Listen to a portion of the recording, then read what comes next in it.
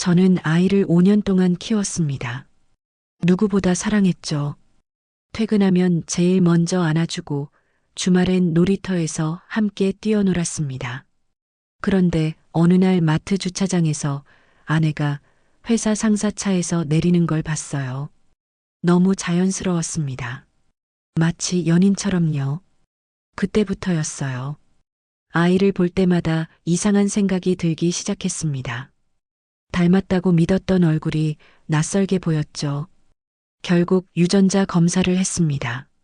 결과지에는 단 4글자가 적혀 있었어요. 친자 불일치. 5년이라는 시간이 한순간에 무너졌습니다. 본격적인 이야기 시작 전에 좋아요와 구독 부탁드립니다. 저는 아이를 정말 좋아했습니다. 회사에서 힘든 일이 있어도 집에 오면 다 잊혀졌어요. 현관문을 열고 들어서면 민우가 뛰어와서 안겼거든요. 그 순간만큼은 세상에서 제일 행복한 사람이었습니다. 퇴근하면 제일 먼저 민우부터 안았어요. 회사 가방도 내려놓기 전에요. 민우 얼굴을 보면 하루의 피로가 싹 사라졌습니다. 주말이면 놀이터에 갔죠. 민우를 그네에 태우고 밀어주는 게 제 낙이었어요. 키즈 카페도 자주 갔습니다. 볼풀장에서 같이 놀고 미끄럼틀도 타고요. 날씨 좋은 날엔 캠핑도 갔어요. 텐트 치는 법을 민우한테 가르쳐 주고 싶었거든요. 아직 5살이라 이해는 못했지만요. 그래도 민우는 제 옆에서 신나게 뛰어놀았습니다. 아내보다 민우와 보내는 시간이 훨씬 많았어요. 이상한 일은 아니었습니다. 지은이는 원래 일을 열심히 하는 사람이었거든요. 결혼 전부터 커리어에 대한 욕심이 있었죠. 저는 그런 지은이가 좋았어요. 당당하고 독립적인 모습이 멋있었습니다. 그런데 민우가 태어난 후부터 지은이는 더 바빠졌어요. 육아휴직을 6개월 쓰고 바로 복직했습니다. 회사에서 중요한 프로젝트를 맡았다고 했어요. 그때부터 야근이 잦아졌죠. 저녁 7시에 퇴근하는 날이 거의 없었습니다. 9시, 10시는 기본이었어요. 주말 출근도 종종 있었습니다. 지은이는 늘 피곤해 보였어요. 집에 오면 소파에 쓰러지듯 앉았습니다. 민우가 다가가도 힘들어했죠. 민우야, 엄마 좀 쉬자. 아빠랑 놀아. 그렇게 말하는 지은이를 보며 저는 안쓰러웠습니다. 회사 생활이 얼마나 힘들까 싶었어요. 그래서 더 제가 민우를 챙겼습니다. 지은이가 쉴 수 있게요. 회식도 많았어요. 한 달에 2~3번은 기본이었습니다. 지은이는 회식 다음 날이면 꼭 이런 말을 했어요. 회사 상사가 까다로워서 정말 힘들어. 최민석 부장 이야기였습니다. 지은이 직속 상사였죠. 일을 굉장히 깐깐하게 본다고 했어요. 보고서를 5번씩 고쳐오라고 한대요. 회식 자리에서도 업무 이야기만 한다고 했습니다. 저는 그 말을 들으면서 속으로 생각했어요. 참 힘들겠다고요. 그런 상사 밑에서 일하는 게요. 지은이는 최민석 부장 이야기를 자주 했습니다. 프로젝트 마감이 다가오면 더 자주요. 부장님이 이렇게 말했다. 부장님이 저렇게 지시했다. 그런 이야기들이었어요. 저는 별 생각 없이 들었습니다. 그냥 회사 이야기려니 했죠. 돌보미 아주머니가 민우를 많이 돌봐주셨어요. 제가 퇴근하기 전까지 민우와 함께 있어 주셨습니다. 저녁도 해주시고 목욕도 시켜주셨어요. 정말 고마운 분이었습니다. 아주머니가 아니었다면 저 혼자서는 힘들었을 거예요. 민우는 아주머니를 잘 따랐어요. 때로는 저보다 아주머니한테 더 의지하는 것 같았습니다. 넘어져서 올 때도 아주머니를 찾았거든요. 처음엔 조금 서운했어요. 하지만 이해했습니다. 낮 시간 대부분을 아주머니와 보내니까요. 저는 민우와 함께하는 시간이 행복했습니다. 저녁에 같이 밥 먹고 목욕하고 책 읽어주고요. 민우를 재울 때까지가 제 하루의 마지막 일과였어요. 민우가 제 품에 안겨 잠드는 모습을 보면 가슴이 벅찼습니다. 이 아이를 위해서라면 뭐든 할 수 있을 것 같았어요. 지은이가 늦게 들어오는 날이면 저 혼자 민우를 재웠습니다. 동화책을 읽어주면 민우는 금방 잠들었어요. 그러면 저는 거실로 나와서 지은이를 기다렸습니다. 밤 11시, 12시에 들어오는 날도 많았어요. 지은이는 지쳐 보였습니다. 샤워하고 바로 잠들었죠. 저는 이게 평범한 일이라고 생각했어요. 맞벌이 부부라면 다들 이렇게 사는 거 아니겠어요. 누군가는 더 일하고 누군가는 더 육아하고요. 우리 집은 제가 육아를 더 맡은 것 뿐이었습니다. 지은이가 돈을 더 많이 버니까요. 그게 공평한 거라고 믿었어요. 주말에도 지은이는 피곤해했습니다. 늦잠 자고 드라마 보고 친구들 만나러 나갔어요. 저는 그 시간에 민우와 놀았습니다. 공원도 가고 동네 산책도 하고요. 민우는 저만 따라다녔어요. 엄마보다 아빠를 더 찾았습니다. 가끔 이런 생각이 들었어요. 민우한테 엄마의 부재가 영향을 주는 건 아닐까? 하지만 곧 그 생각을 지웠습니다. 지은이도 나름대로 최선을 다하고 있다고 믿었거든요. 일도 해야 하고 엄마 역할도 해야 하니 얼마나 힘들겠어요. 저는 우리 가족을 믿었습니다. 지은이를 믿었고 이 평범한 일상을 믿었어요. 민우와 함께라면 무엇이든 행복할 수 있었습니다. 그때의 저는 정말 순진했던 것 같아요. 아무것도 의심하지 않았으니까요. 매일 아침 민우를 어린이집에 데려다 주는 게 제 일이었습니다. 출근 시간을 조금 늦춰서라도 꼭 데려다 줬어요. 민우 손을 잡고 걷는 그 10분이 좋았거든요. 민우는 길을 가면서 이것저것 물어봤습니다. 아빠, 저 강아지는 왜 꼬리를 흔들어요? 아빠, 하늘은 왜 파래요? 저는 민우의 질문에 성실하게 대답했어요. 때로는 답을 모를 때도 있었지만요. 그럴 땐 같이 찾아보자고 했습니다. 집에 와서 인터넷으로 검색하고 민우한테 설명해 줬어요. 그렇게 우리는 평범한 일상을 살았습니다. 저는 행복했어요. 민우가 있고 지은이가 있고 우리 가족이 있었으니까요. 어느 순간부터 이상한 느낌이 들기 시작했습니다. 정확히 언제부터였는지는 모르겠어요. 아주 미세한 변화였거든요. 처음엔 제 착각이라고 생각했습니다. 하지만 시간이 지날수록 그 느낌은 점점 커졌어요. 지은이와 민우 사이가 묘하게 어색해 보였습니다. 엄마와 아들 사이라기보다는 먼 친척 같았어요. 지은이가 민우를 안을 때도 뭔가 부자연스러웠습니다. 억지로 하는 것처럼 보였어요. 민우도 마찬가지였습니다. 엄마한테 안기면 몸이 살짝 경직되는 게 느껴졌어요. 저는 그냥 바쁜 탓이라고 생각했습니다. 지은이가 민우와 보내는 시간이 적으니까 서먹할 수도 있다고요.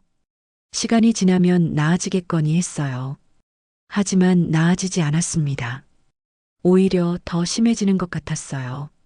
민우 어린이집 행사가 있었습니다. 학부모 참관 수업이었어요. 아이들이 준비한 율동을 보여주는 날이었습니다. 저는 당연히 지은이도 올 거라고 생각했어요. 미리 일주일 전에 말해뒀거든요. 그날 아침에 다시 한번 물어봤습니다. 오늘 민우 참관 수업인데 올 수 있어? 지은이는 난감한 표정을 지었어요. 미안해.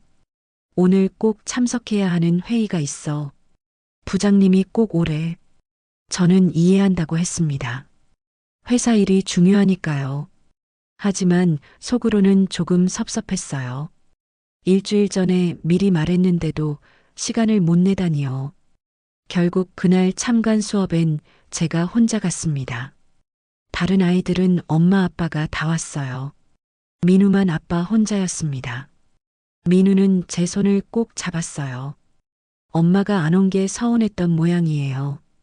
율동 발표가 끝나고 선생님이 말했습니다. 민우 아빠, 오늘도 혼자 오셨네요. 어머니는 바쁘신가 봐요. 오늘도라는 말에 가슴이 철렁했어요. 그동안 있었던 행사에도 지은이가 한 번도 안 왔다는 뜻이었습니다. 저는 몰랐어요. 제가 참석 못한 날엔 당연히 지은이가 갔을 거라고 생각했거든요. 집에 와서 돌보미 아주머니한테 물어봤습니다. 혹시 민우 어린이집 행사 때 아내가 간 적 있어요? 아주머니는 고개를 저었어요. 아니요. 제가 아는 한 번도 못 보셨어요. 어머니는 늘 바쁘시니까요. 그리고 아주머니가 조심스럽게 말을 이었습니다. 근데 민우가요. 엄마 오면 조금 긴장하는 것 같아요. 편하게 대하지 못하더라고요. 저는 그 말을 듣고 가슴이 답답했습니다. 5살짜리 아이가 엄마를 불편해한다니요. 그게 말이 되나요? 하지만 아주머니 말을 곱씹어 보니 맞는 것 같았어요. 민우는 저한테는 뭐든 편하게 말했습니다. 때도 부리고 장난도 치고요. 하지만 지은이 앞에서는 조용했어요. 얌전했습니다. 처음엔 그냥 엄마가 무서운가 보다 했어요. 엄마들이 원래 아빠보다 더 엄격하잖아요. 하지만 지은이는 민우한테 엄격하지 않았습니다. 오히려 무관심에 가까웠어요. 민우가 뭘 하든 별로 신경 쓰지 않았습니다. 저녁 식사 시간이었어요. 지은이가 일찍 퇴근한 날이었습니다. 셋이서 함께 밥을 먹었어요. 민우가 어린이집에서 있었던 일을 신나게 이야기했습니다. 오늘 친구랑 블로그로 커다란 성 만들었어요. 저는 민우 이야기를 들으며 맞장구를 쳤어요. 지은이는 스마트폰만 보고 있었습니다. 민우 이야기를 듣는 둥 마는 둥 했어요. 민우는 엄마 쪽을 힐끔힐끔 쳐다봤습니다.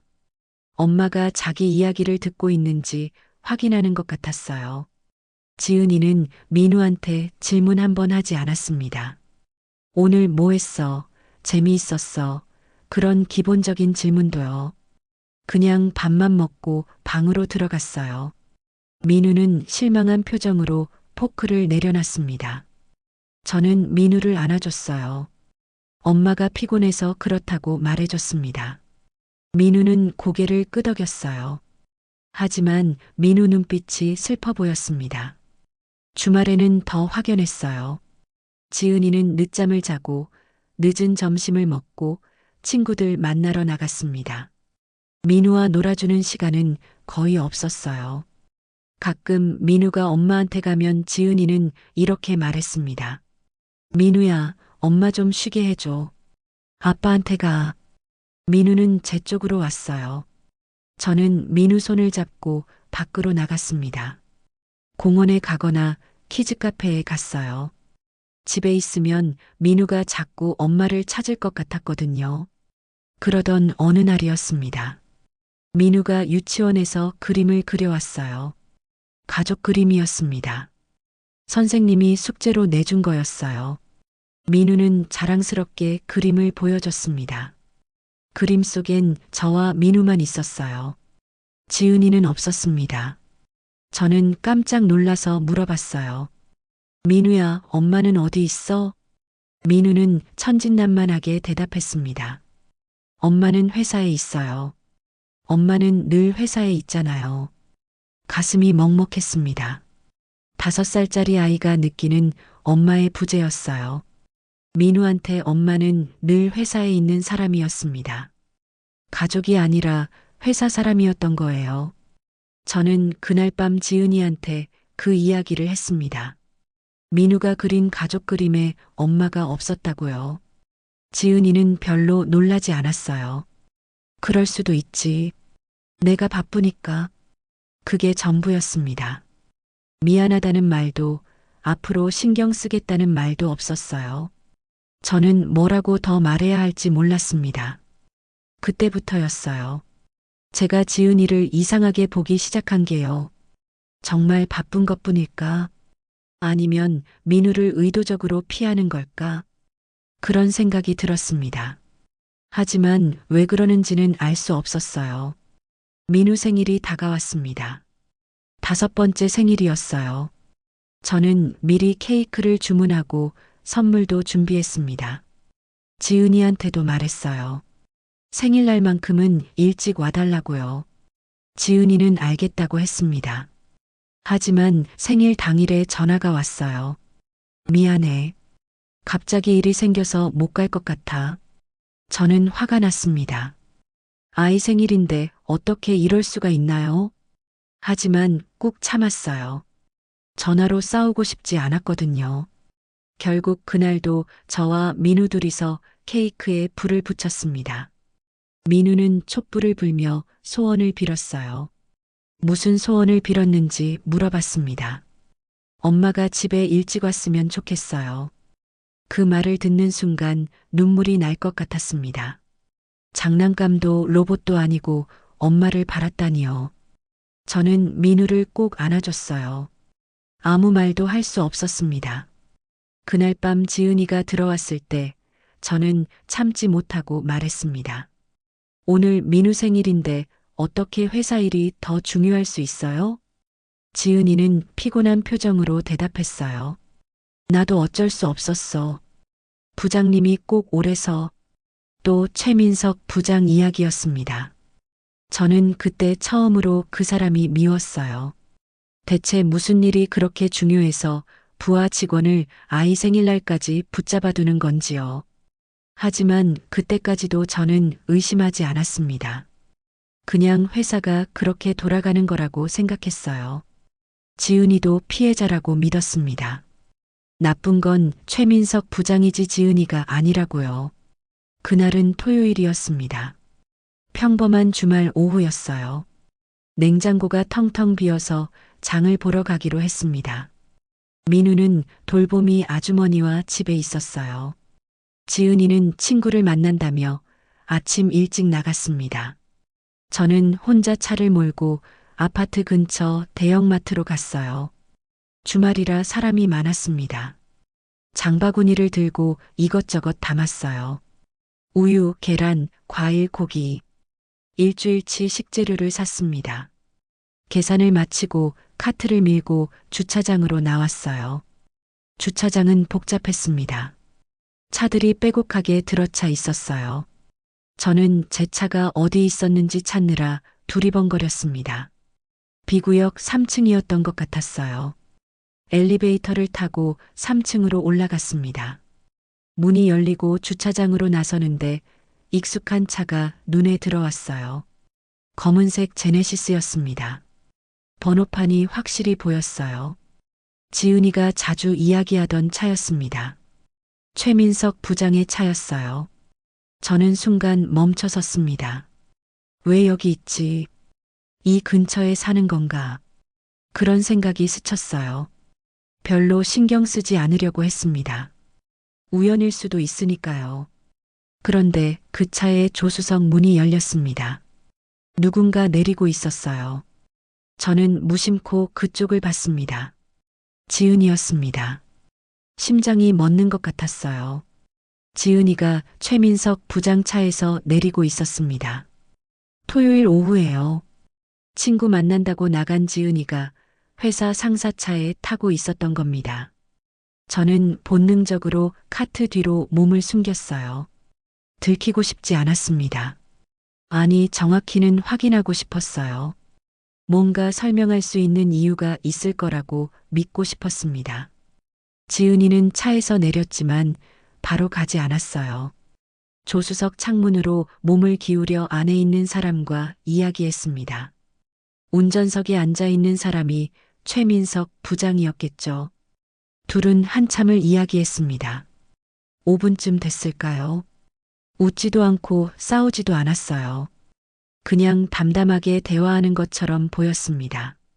하지만 그 모습이 너무 자연스러웠어요. 마치 오래 함께한 사람들처럼요. 연인처럼요. 지은이가 마침내 차에서 떨어졌습니다. 손을 한번 흔들고는 주차장 출구 쪽으로 걸어갔어요. 검은색 제네시스는 천천히 후진해서 나갔습니다. 저는 카트를 붙잡고 서 있었어요. 손이 떨렸습니다. 머릿속이 하얘졌어요. 방금 본 게 뭐지? 이게 뭐지? 생각이 정리되지 않았습니다.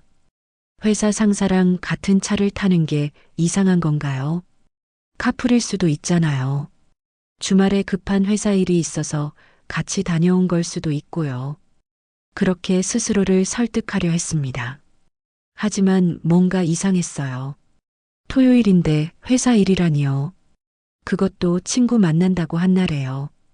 그리고 왜 집 근처 마트 주차장에서 내린 거죠? 회사에서 온 거면 회사 근처에서 내려야 하는 거 아닌가요? 제 머릿속에서 의심이라는 단어가 처음으로 자리를 잡았습니다.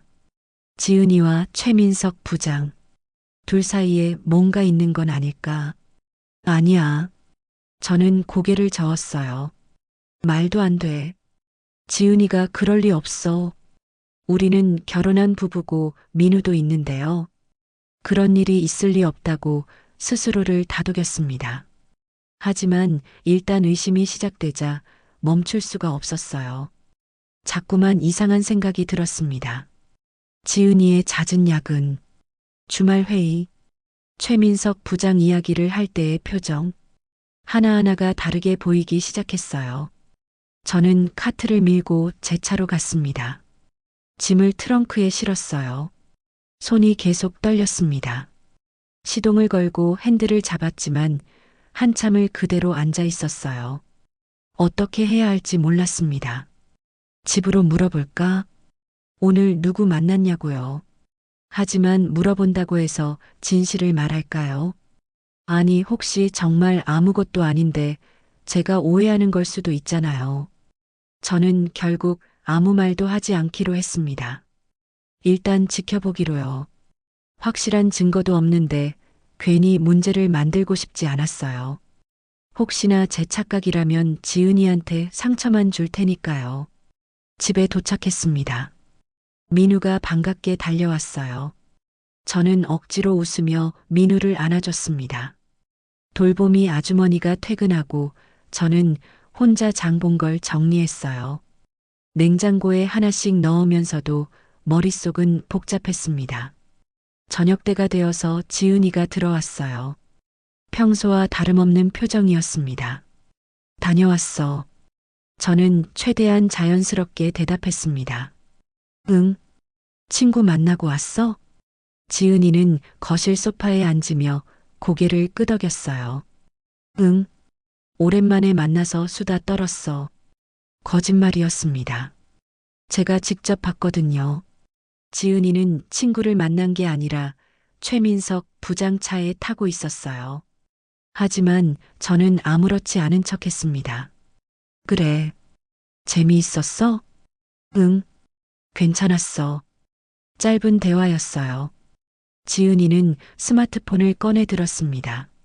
저는 부엌으로 가서 저녁 준비를 했어요. 칼로 양파를 썰면서 눈물이 났습니다. 양파 때문인지 다른 이유 때문인지 알 수 없었어요. 저녁을 먹는 내내 저는 지은이를 관찰했습니다. 평소와 다른 점이 있나 살폈어요. 하지만 아무것도 달라 보이지 않았습니다. 똑같이 밥을 먹고 똑같이 민우를 대했어요. 아니, 대하지 않았다는 게 맞겠네요. 밤에 잠자리에 누워서도 잠이 오지 않았습니다. 옆에 누운 지은이를 바라봤어요. 평온하게 자고 있었습니다. 이 사람이 정말 저를 배신한 걸까요? 아니면 제가 오해하고 있는 걸까요? 확신할 수 없었어요. 하지만 한 가지는 확실했습니다. 그날 마트 주차장에서 본 장면. 그 장면 하나로 제 마음속에 균열이 생겼다는 거요. 작은 균열이었지만 점점 커질 것 같았습니다. 저는 천장을 바라보며 생각했어요. 이제 어떻게 해야 하지? 계속 모른 척 해야 할까? 아니면 진실을 알아내야 할까? 답은 나오지 않았습니다. 다만 한 가지 느낌이 들었어요. 뭔가 잘못됐다는 느낌. 우리 가족에 문제가 있다는 느낌. 그리고 그 문제의 중심에 지은이와 최민석 부장이 있다는 느낌. 그날 밤부터 저는 달라졌습니다. 지은이의 모든 말과 행동을 다시 보게 됐어요. 의심의 눈으로요. 그리고 그 의심은 곧 더 큰 문제로 번져갔습니다. 바로 민우였습니다. 지은이를 의심하기 시작하면서 자연스럽게 민우도 다르게 보이기 시작했어요. 혹시 민우도, 혹시 이 아이도, 그런 끔찍한 생각이 스멀스멀 올라왔습니다. 저는 그 생각을 떨쳐내려 애썼어요. 말도 안 되는 소리라고 스스로를 다그쳤습니다. 하지만 일단 씨앗이 심어지자 통제할 수가 없었어요. 의심은 마치 잡초처럼 자라났습니다. 마트 주차장에서 그 장면을 본 이후로 모든 게 달라졌습니다. 민우를 보는 제 시선이 변했어요. 5년 동안 한 번도 의심해 본 적 없던 것들이 갑자기 의심스러워졌습니다. 아침에 민우를 깨우는데 얼굴을 유심히 보게 됐어요. 눈, 코, 입 하나하나 살펴봤습니다. 저를 닮았나? 지은이를 닮았나? 그렇게 뚫어지게 봤어요. 예전엔 민우가 저를 닮았다고 생각했습니다. 주변 사람들도 그렇게 말했어요. 아빠 닮아서 잘생겼다고요. 저는 그 말이 좋았습니다. 뿌듯했어요. 하지만 이제는 달라 보였습니다. 정말 닮은 걸까? 아니면 닮았다고 믿고 싶어서 그렇게 본 걸까요? 자세히 보니까 닮지 않은 것 같았어요. 눈매도 다르고 코 모양도 달랐습니다. 저는 스마트폰으로 제 어릴 적 사진을 찾아봤어요. 5살 때 사진이었습니다. 그리고 민우와 비교해 봤어요. 비슷한가? 아닌가? 확신이 서지 않았습니다. 지은이를 닮았다고 생각하면 또 그렇게 보였어요. 민우 이마는 지은이를 닮았습니다. 웃을 때 입모양도 비슷했어요. 그럼 지은이 자식이 맞는 건가요? 하지만 그게 제 자식이라는 증거는 되지 않았습니다. 저는 혈액형을 떠올렸어요. 민우는 B형이었습니다. 저는 O형이고 지은이는 AB형이에요. 가능한 조합일까요? 저는 인터넷을 검색했습니다. O형과 AB형 사이에서 B형이 나올 수 있다고 나왔어요. 가능했습니다. 저는 안도했어요. 그럼 제 아이가 맞네. 하지만 곧 다른 생각이 들었습니다. 최민석 부장의 혈액형은 뭘까요? 그 사람이 B형이면 어떡하죠? 아니 O형이어도 되겠네요.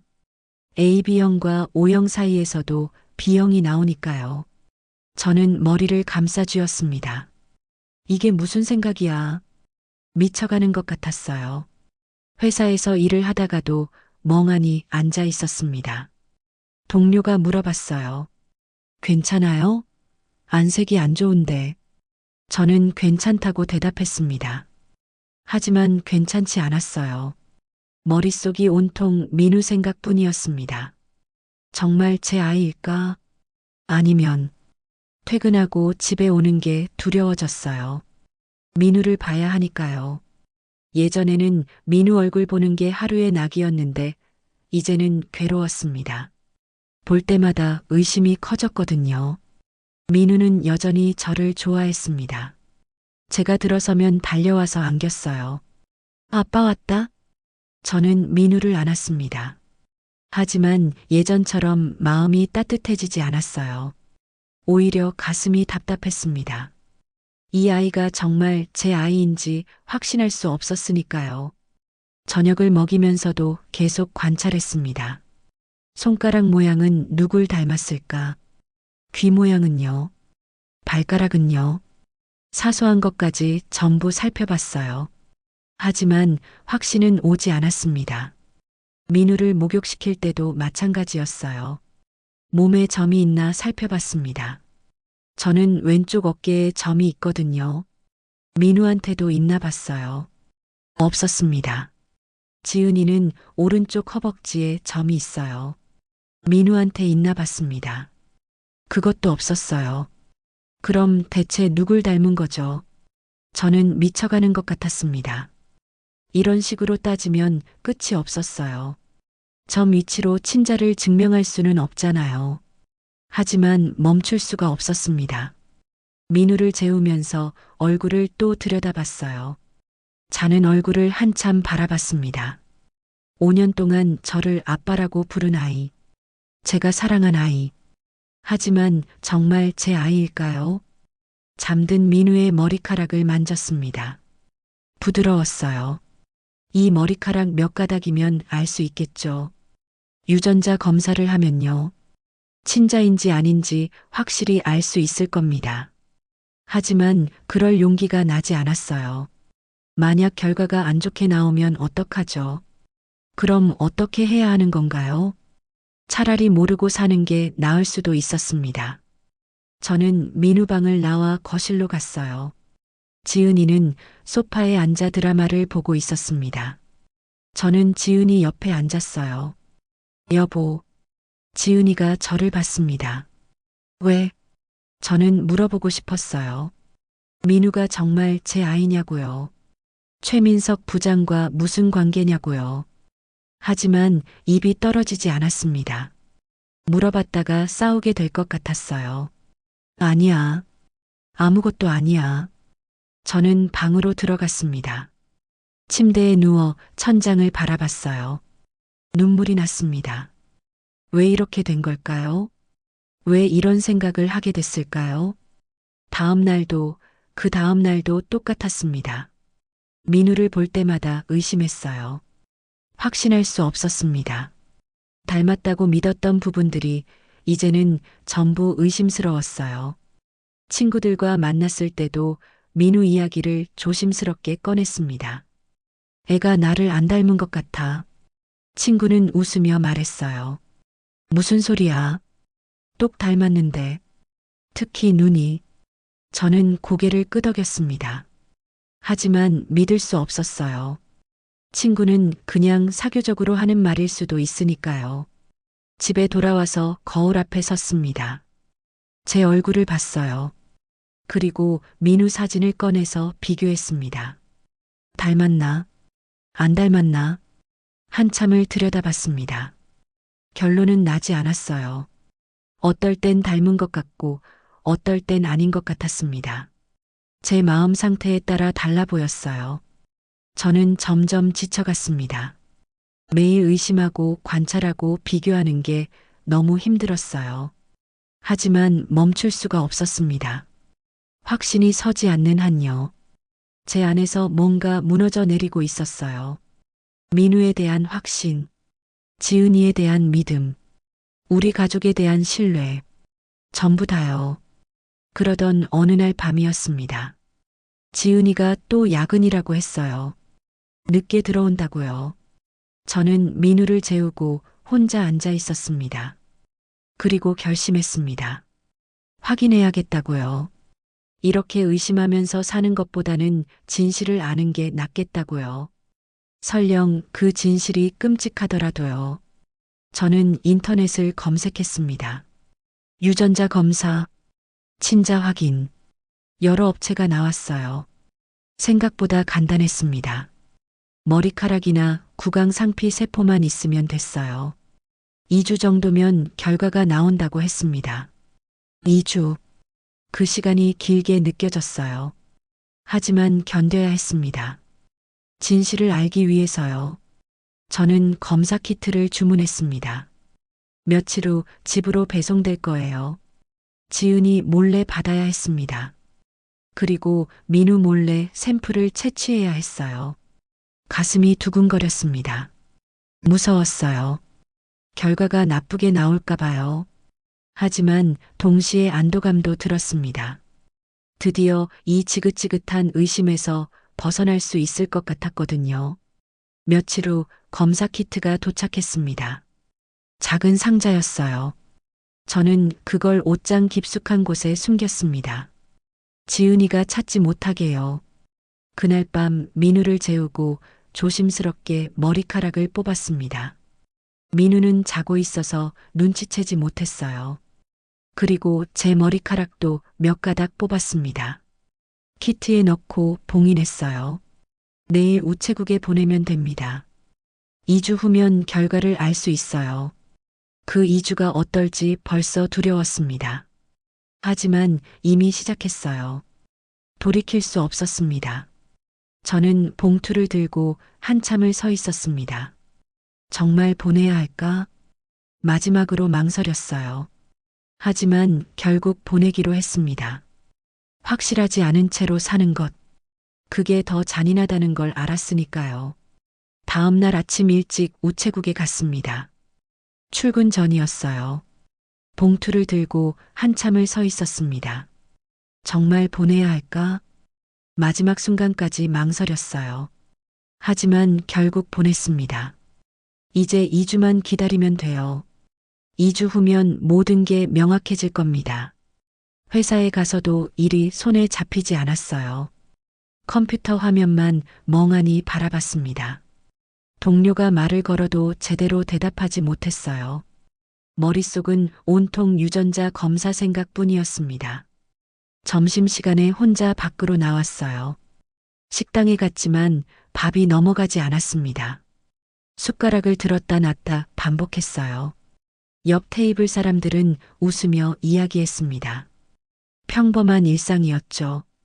저도 얼마 전까지는 저랬는데요. 퇴근 시간이 됐습니다. 집에 가고 싶지 않았어요.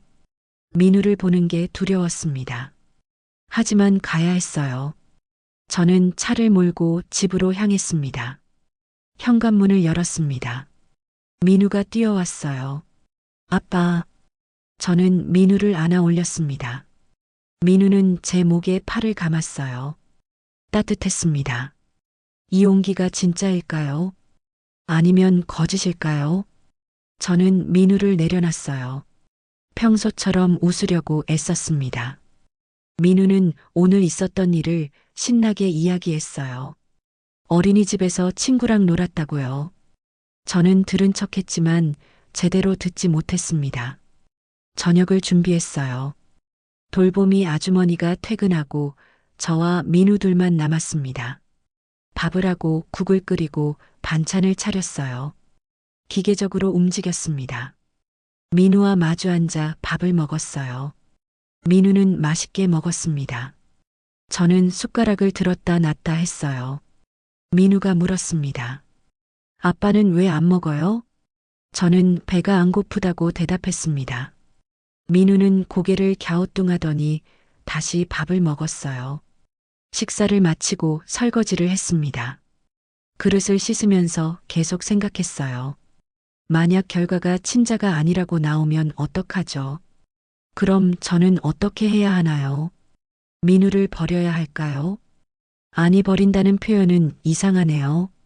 돌려보내야 할까요? 누구한테요? 지은이한테. 아니면 최민석 부장한테요. 생각만 해도 가슴이 찢어지는 것 같았습니다. 5년 동안 제 아들로 키운 아이예요. 첫 걸음마도 저랑 뗐고 첫 말도 저한테 했어요.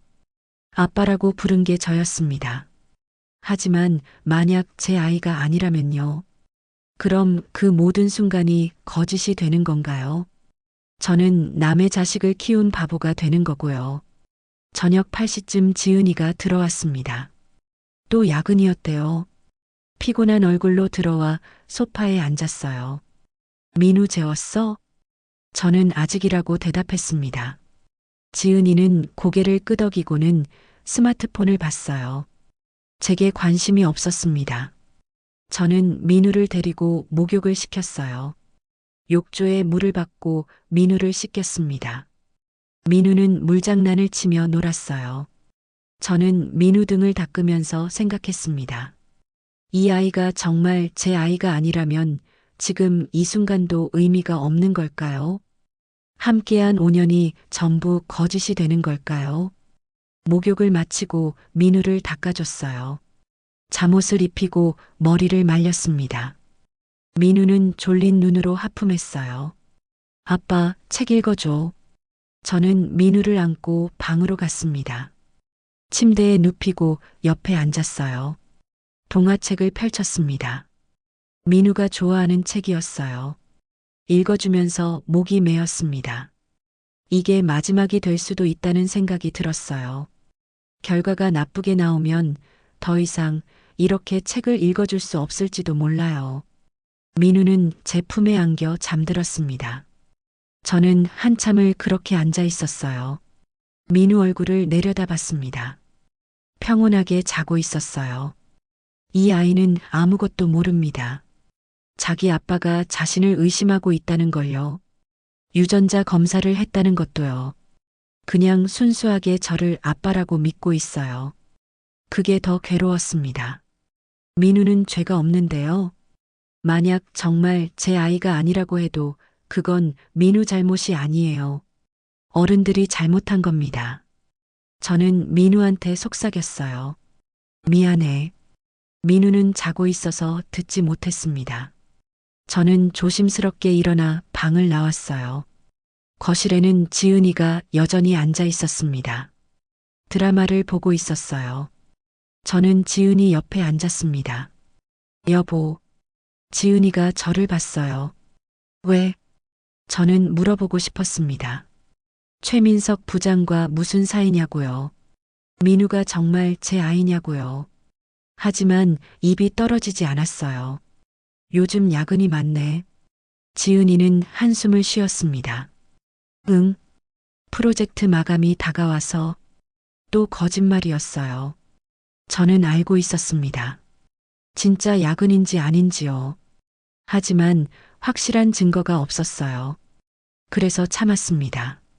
며칠이 지났습니다. 일주일이 지났어요. 저는 평소처럼 생활했습니다. 출근하고 퇴근하고 민우 돌보고요. 하지만 마음은 편하지 않았습니다. 매일 우편함을 확인했어요. 혹시 결과가 빨리 올까 해서요. 하지만 아직 2주가 안 됐습니다. 더 기다려야 했어요.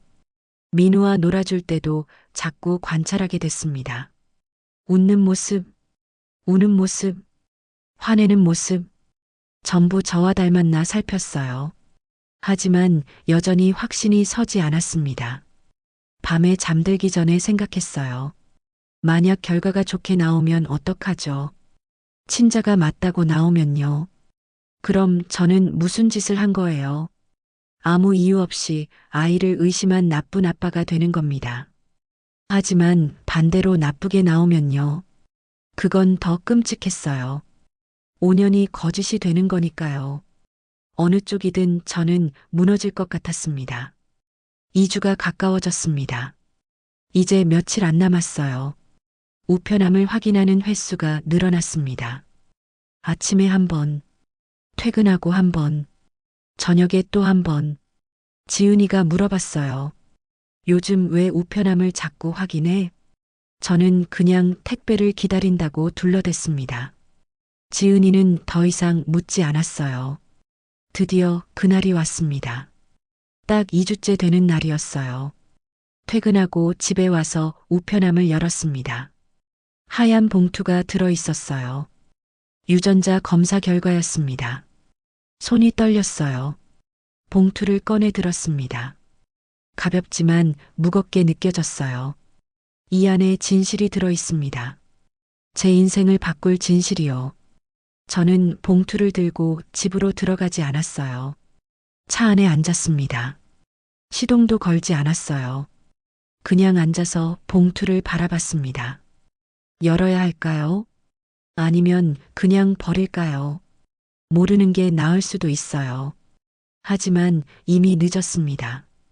여기까지 왔는데 이제 와서 포기할 수는 없었어요. 저는 봉투를 뜯었습니다. 천천히요. 손이 계속 떨렸습니다. 안에서 종이를 꺼냈어요. A사 용지 한 장이었습니다. 숨을 깊이 들이쉬었어요. 그리고 종이를 펼쳤습니다. 눈에 들어온 문장은 단 하나였습니다. 친자 관계 불일치. 세상이 멈춘 것 같았어요. 친자 관계 불일치. 그 문장을 몇 번이나 읽었는지 모르겠습니다. 10번, 20번, 아니 그 이상이었을 거예요. 읽을 때마다 같은 글자였습니다. 친자 관계 불일치. 오타이길 바랐어요. 검사 결과가 잘못됐기를 바랐습니다. 샘플이 바뀐 거라고 믿고 싶었어요. 하지만 아니었습니다.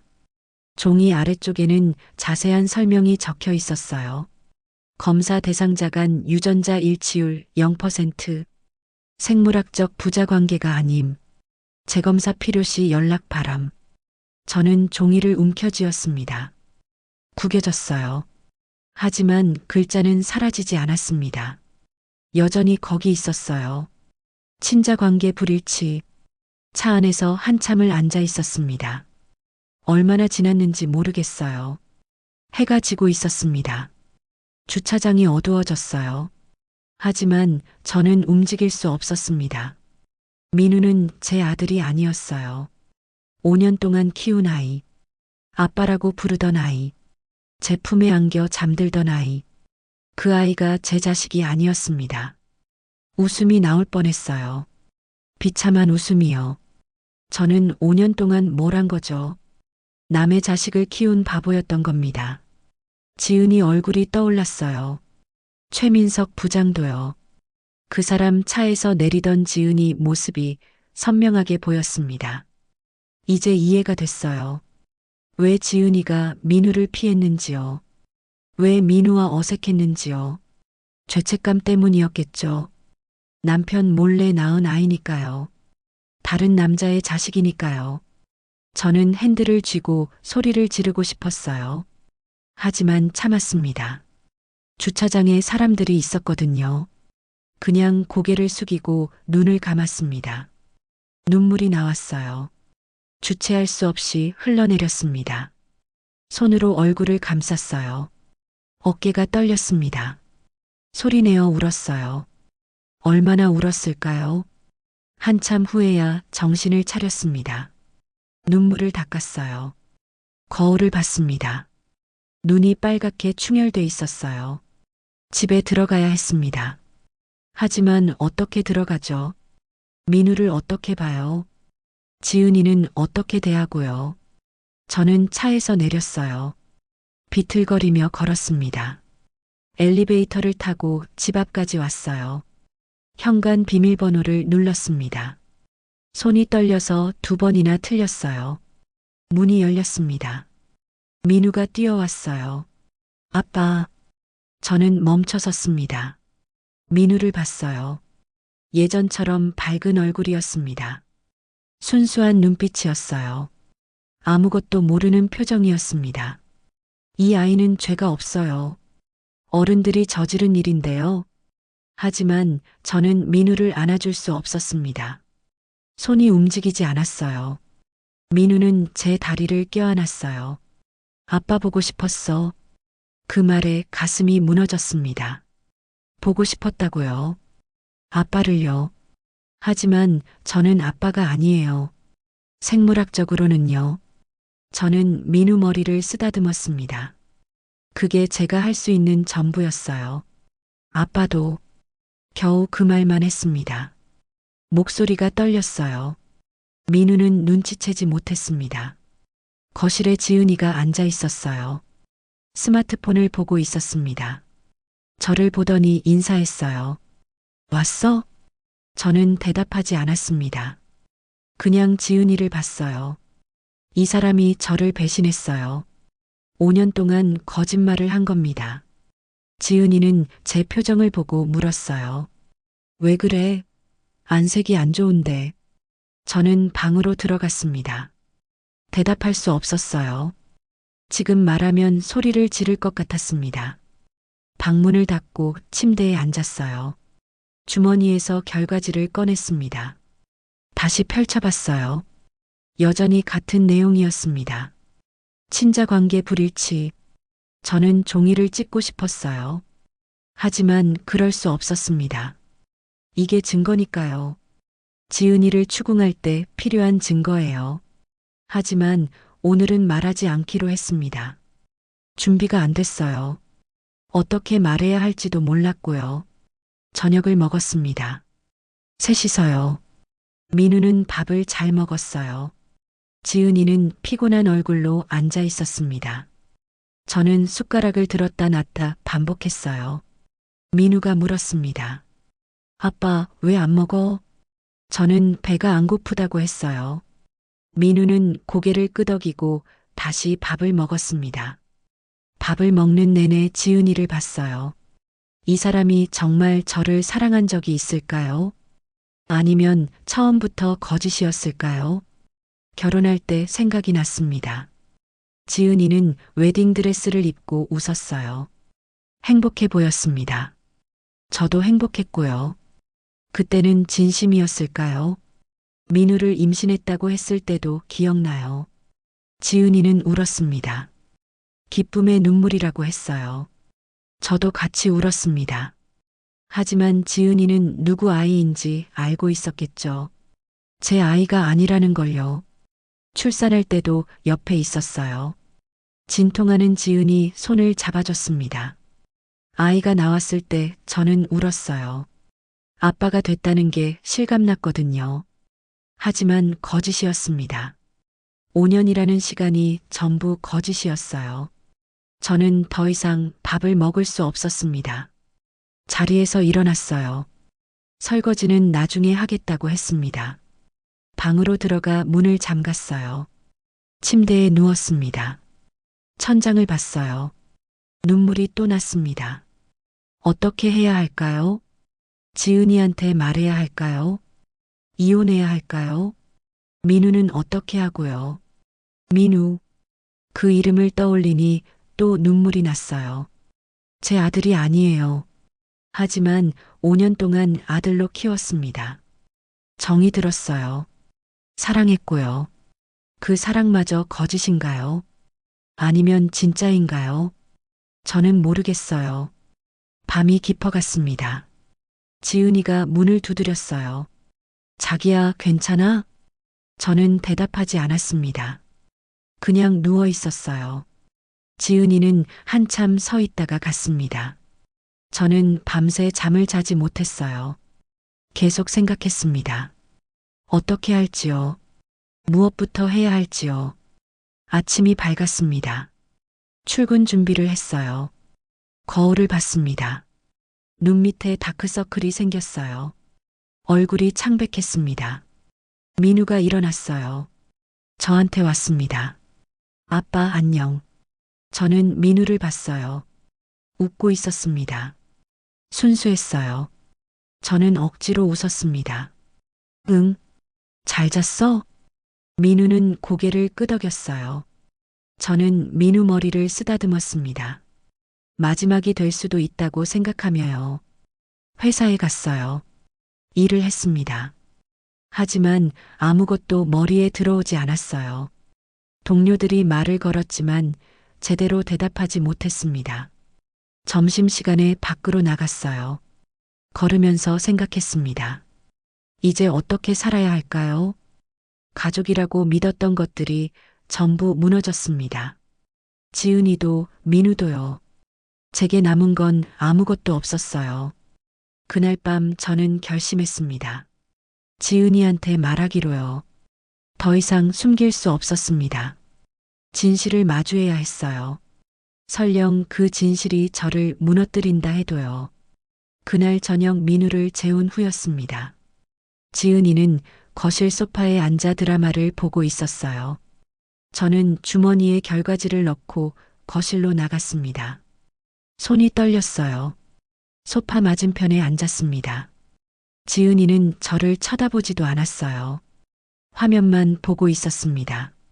저는 주머니에서 종이를 꺼냈어요. 천천히 펼쳤습니다. 그리고 지은이 앞 테이블에 놓았어요. 지은이는 종이를 봤습니다. 처음엔 무슨 내용인지 몰랐던 것 같아요. 하지만 글자를 읽더니 얼굴이 하얗게 변했어요. 이게 뭐야? 목소리가 떨렸습니다. 저는 침착하게 말했어요. 보면 알잖아. 유전자 검사 결과야. 지은이는 종이를 다시 봤어요. 손이 떨렸습니다. 입술이 파르르 떨렸어요. 친자 관계 불일치. 그 네 글자가 지은이 눈에도 들어왔을 겁니다. 저는 계속 지은이를 바라봤어요. 반응을 보고 싶었습니다. 어떤 변명을 할지 궁금했어요. 왜 이런 걸 했어? 지은이가 떨리는 목소리로 물었습니다. 저는 웃음이 나왔어요. 비웃음이었습니다. 왜긴, 의심이 돼서 내가 회사 상사 차에 타는 걸 봤거든. 토요일에 친구 만난다고 하고 나가서 지은이는 아무 말도 하지 못했어요. 고개를 숙였습니다. 그 침묵이 모든 걸 인정하는 것 같았어요. 저는 계속 말했습니다. 민우가 내 아들이 아니더라. 5년 동안 키웠는데, 5년 동안 아빠라고 불렀는데 내 자식이 아니었어. 지은이는 울기 시작했습니다. 눈물이 흘러내렸어요. 하지만 저는 동정심이 들지 않았습니다. 오히려 화가 났어요. 최민석 부장이지. 민우 아빠가 짧게 물었습니다. 지은이는 고개를 끄덕였어요. 인정하는 거였습니다. 저는 숨이 막혔어요. 알고 있었지만 막상 인정을 들으니 가슴이 무너졌습니다. 지은이가 울면서 말했어요. 미안해. 그게 전부였습니다. 저는 화가 치밀었어요. 하지만 소리를 지를 수 없었습니다. 민우가 깰 수 있으니까요. 이를 악물고 참았어요. 미안하다고? 그게 다야? 5년 동안 거짓말하고? 지은이는 계속 울었습니다. 저는 기다렸어요. 설명을 들어야 했습니다. 어떻게 된 건지요. 한참 후 지은이가 떨리는 목소리로 말했어요. 회사에서 프로젝트 하면서 자주 야근했어. 부장님이랑 둘이 남는 날이 많았고, 저는 듣고 있었습니다. 주먹을 쥐고요. 손톱이 손바닥에 박혔어요. 지은이는 말을 이었습니다. 어느 날 밤 너무 힘들었어. 프로젝트가 잘 안 풀려서 울고 있었는데 부장님이 위로해줬어. 그리고 말을 멈췄어요. 저는 알 수 있었습니다. 그날 밤 무슨 일이 있었는지요. 상상만으로도 역겨웠어요. 한 번의 실수였어. 정말 한 번뿐이었어. 저는 코웃음을 쳤습니다. 한 번의 실수? 그 한 번에 아이가 생긴 거야? 지은이는 고개를 끄덕였습니다. 눈물이 계속 흘렀어요. 임신한 걸 알았을 때 너무 무서웠어. 너한테 말할 수도 없었고, 부장님은 가정이 있는 사람이니까 책임질 수도 없었어. 저는 이해할 수 없었어요. 이해하고 싶지도 않았습니다. 지은이가 눈물을 닦으며 말했습니다. 너랑 그때 관계도 있었어. 그래서 내 아이일 수도 있다고 생각했어. 아니, 그렇게 믿고 싶었어. 저는 소름이 돋았어요. 그러니까 운에 맡긴 거였습니다. 누구 아이인지 확실히 모른 채로 저한테 떠넘긴 거예요. 그래서 나한테 거짓말한 거야? 내 아이라고 속인 거지? 지은이는 대답하지 못했습니다. 그게 답이었어요. 저는 자리에서 일어났습니다. 더 이상 듣고 싶지 않았어요. 최민석 부장은 알아? 민우가 자기 아들이란 걸? 지은이는 고개를 저었어요. 몰라. 말 안 했어. 저는 비웃었습니다. 비겁하네. 둘 다. 방으로 가려고 했어요. 지은이가 제 팔을 잡았습니다. 기다려. 우리 얘기 좀 더 하자. 저는 팔을 뿌리쳤어요. 더 무슨 얘기를 해? 다 끝났잖아. 그날 밤 저는 잠을 자지 못했습니다. 방 안에서 계속 걸어 다녔어요. 지은이는 거실 소파에서 울고 있었습니다. 훌쩍이는 소리가 문 너머로 들렸어요. 하지만 나가지 않았습니다. 다음 날 아침 출근하지 않았어요. 회사에 연락해서 휴가를 냈습니다. 지은이도 쉰다고 했어요. 민우는 어린이집에 보냈습니다. 돌보미 아주머니가 데려다 줬어요. 집에는 저와 지은이만 남았습니다. 서로 말이 없었어요. 어색한 침묵만 흘렀습니다. 저는 거실에 앉았어요. 지은이도 소파 반대편에 앉았습니다. 한참을 그렇게 있다가 제가 먼저 입을 열었어요. 이제 어떻게 할 거야? 지은이는 눈이 퉁퉁 부은 얼굴로 저를 봤습니다. 내가 결정해. 난 내 결정을 따를게. 저는 한숨을 쉬었어요. 이미 결정했습니다. 어젯밤 내내 생각했거든요. 이혼할 거야. 지은이는 고개를 숙였습니다. 예상했다는 듯이요. 울지는 않았어요. 이미 눈물이 다 마른 모양이었습니다. 그 후 며칠은 지옥 같았어요. 같은 집에 있지만 서로 말을 하지 않았습니다. 민우 앞에서만 억지로 웃었어요.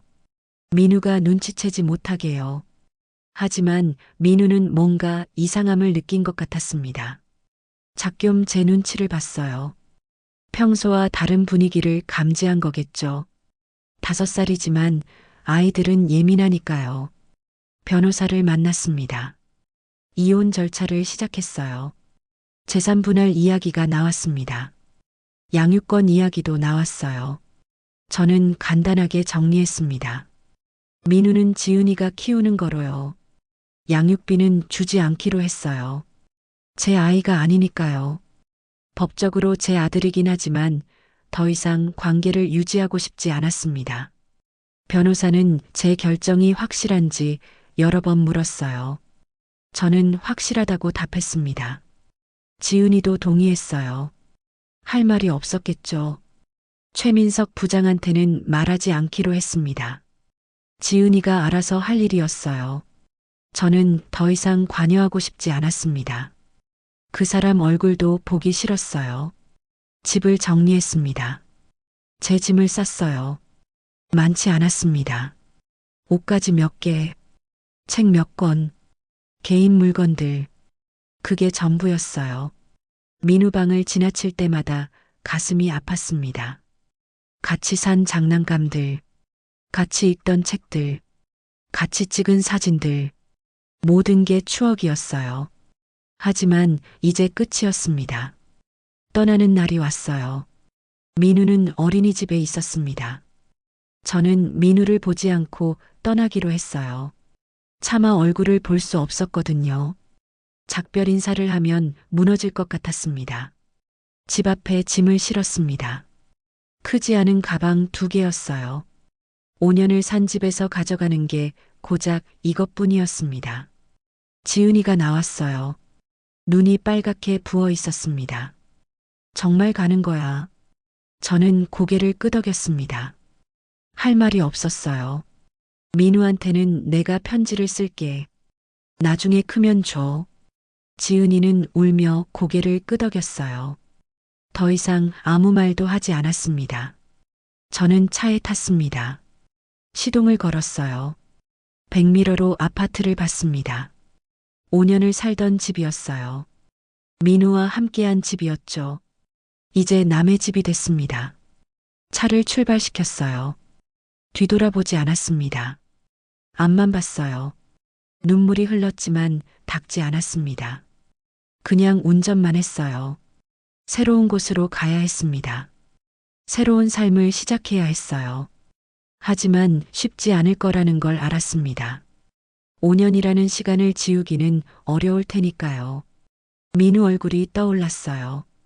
웃던 얼굴, 우는 얼굴, 자던 얼굴, 아빠라고 부르던 목소리, 모든 게 선명했습니다. 눈물이 계속 났어요. 운전하면서 울었습니다. 신호등 앞에 서서도 울었어요. 민우는 죄가 없습니다. 어른들이 잘못한 거예요. 하지만 민우가 상처받을 겁니다. 아빠가 떠났으니까요. 평생 그 상처를 안고 살지도 몰라요. 저도 상처받았습니다. 깊게요. 아마 평생 아물지 않을 상처일 겁니다. 하지만 어쩔 수 없었어요. 확실한 건 하나였습니다. 진실을 모른 채 사는 것보다 아픈 진실을 아는 게 낫다는 거요. 거짓 속에서 행복한 척하는 것보다 진실 속에서 아파하는 게 나았습니다. 저는 그렇게 믿기로 했어요. 그렇게 믿지 않으면 살 수 없을 것 같았으니까요. 앞으로 어떻게 살아야 할지 몰랐습니다. 하지만 살아야 했어요. 계속요. 이 아픔을 안고서요. 새로운 원룸에 들어왔습니다. 작았어요. 아파트의 반도 안 됐습니다. 하지만 저 혼자 살기엔 충분했어요. 짐을 풀었습니다. 많지 않았죠. 금방 끝났어요. 텅 빈 방을 보니 허전했습니다. 예전 집에는 민우 장난감이 여기저기 있었거든요. 이제는 아무것도 없었어요. 창문을 열었습니다. 바람이 들어왔어요. 시원했지만 쓸쓸했습니다. 도시 소음이 들렸어요. 차 소리, 사람들 소리, 낯선 소리들이었습니다.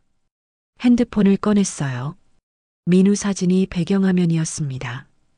웃고 있는 얼굴이었어요. 저는 한참을 그 사진을 봤습니다. 민우는 행복해 보였어요. 그때는 정말 행복했을 겁니다. 배경화면을 바꿨어요. 기본 이미지로요. 민우 얼굴을 볼 때마다 아플 것 같았거든요. 하지만 사진 폴더는 지우지 못했습니다. 폴더를 열었어요. 민우와 찍은 사진이 수백 장이었습니다. 놀이터에서, 키즈카페에서, 캠핑장에서, 집에서, 어린이집 행사에서 모든 순간이 담겨 있었어요. 전부 지울까 생각했습니다. 하지만 그럴 수 없었어요. 비록 제 아들은 아니었지만 5년 동안의 기억이었으니까요. 진짜였던 시간들이었으니까요. 그냥 폴더를 닫았습니다. 책상에 앉았어요. 펜과 종이를 꺼냈습니다. 민우한테 쓸 편지였어요. 약속했으니까요. 나중에 크면 주라고요. 민우에게 첫 문장부터 막혔습니다. 뭐라고 써야 할까요? 어떻게 시작해야 할지 몰랐어요. 한참을 고민하다가 쓰기 시작했습니다. 민우야, 아빠가 갑자기 사라져서 놀랐겠구나. 미안해.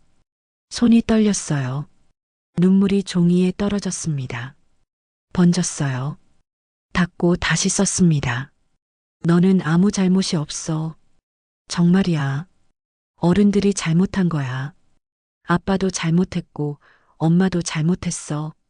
하지만 너는 아니야. 글씨가 흐려졌습니다. 눈물 때문이었어요. 계속 닦으면서 썼습니다. 아빠는 너를 정말 사랑했어. 5년 동안 너와 함께한 시간이 행복했어. 내가 처음 걸음마 뗐을 때, 처음 아빠라고 불렀을 때, 모든 순간이 소중했어.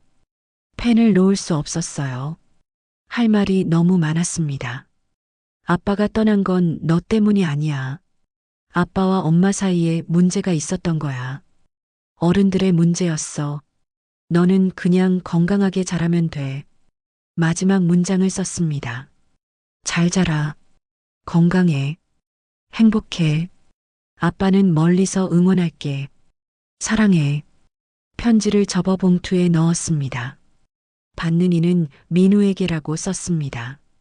나중에 우편으로 보낼 겁니다. 며칠이 지났습니다. 출근을 다시 시작했어요. 동료들은 제가 이혼했다는 걸 알았습니다. 조심스럽게 대했어요. 저는 괜찮다는 듯 웃었습니다. 하지만 괜찮지 않았어요. 일을 하다가도 멍하니 앉아 있었습니다. 민우 생각이 났거든요. 지금 뭐 하고 있을까? 잘 먹고 있을까? 아빠를 찾고 있진 않을까?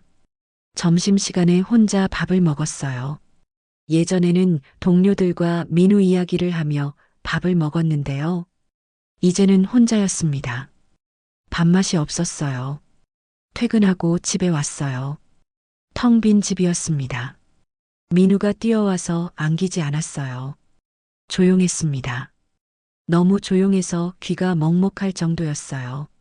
저녁을 혼자 먹었어요. 라면을 끓였습니다. 예전엔 민우 것까지 2개를 끓였는데요. 이제는 하나만 끓였어요. 먹다가 숟가락을 놓았습니다. 입맛이 없었어요. 소파에 앉아 TV를 켰어요. 아무 프로그램이나 틀었습니다. 보는 둥 마는 둥 했어요. 내용이 하나도 들어오지 않았습니다. 지은이에게 전화가 왔습니다. 받지 않았습니다. 다시 울렸어요. 또 안 받았습니다. 문자가 왔어요. 민우가 아빠를 찾아 어디 갔냐고 물어. 뭐라고 말해야 할지 모르겠어. 저는 한참을 화면만 봤어요. 답장을 보내야 할까 말까 고민했습니다.